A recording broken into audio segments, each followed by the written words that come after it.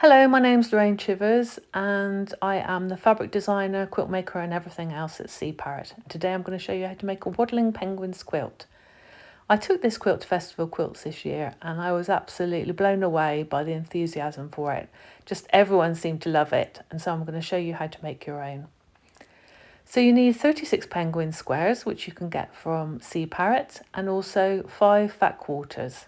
I use this seashore fabric bundle, which you can buy from Sea Parrot, which is kind of blues and greys. Next, you need to cut the penguins into 3.5-inch squares, and this is a really easy way of doing it because I've started selling these acrylic templates called Square Up, which you just place on the top of your animal, in this case penguin. Make sure it's in the centre and then cut around with a rotary cutter. And as you can see, it makes the job nice and neat. Obviously, you can still use a ruler and a cutter and cutting board as well. So in the penguins, you get a rockhopper, Magellanic, King, Emperor, Chinstrap, and a Gentoo.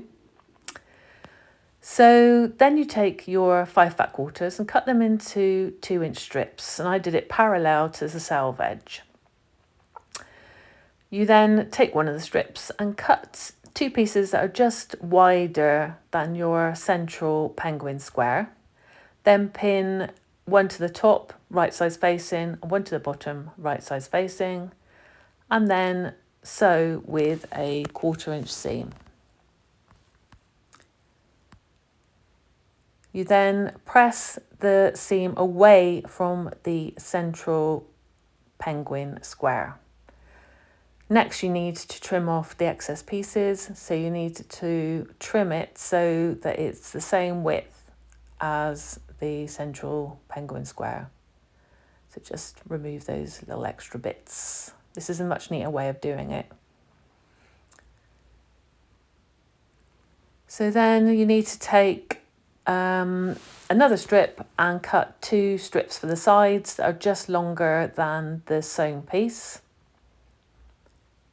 And then again, place them right sides together, pin along the right side, and then pin along the left side and sew with a 1/4-inch seam.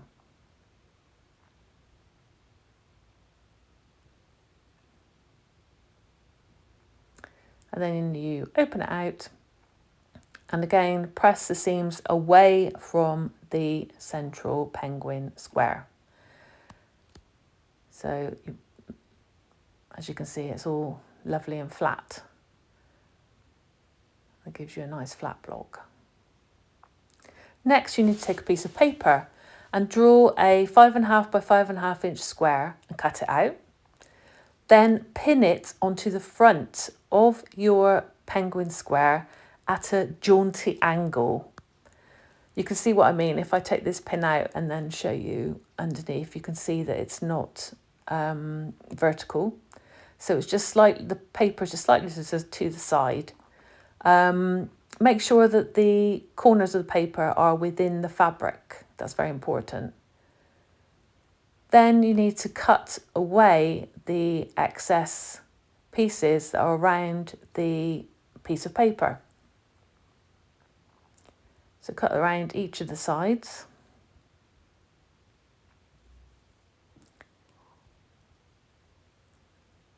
And then you can take your piece of paper off to reveal, ta-da, your waddling penguin. So that's the first block done. So now you need to repeat that for the 35 other blocks. When you're doing it, make sure that you place your piece of paper at different angles, different left and right, and at different levels of jauntiness. You should be able to make at least 7 to 8 blocks from each fat quarter. So then when you've got your 36 blocks, you need to arrange them. So that's 6 by 6 because you've got 36 if you want to make a nice square quilt.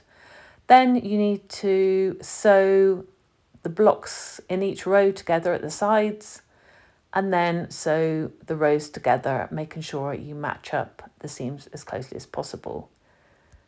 I then also added a border. I cut strips that were 5.5 inches wide of this nice light blue fabric, and I sewed one to the top, one to the bottom, and then one to each side. And then next day, just quilt and bind in the usual way. I've got free tutorials on my website to do that if you're not sure how to do that yourself. And don't forget, you can buy all of these fabrics from cparrot.co.uk, and there's also a free written tutorial on my website that you can also read. Thanks for watching. Hope you enjoyed it.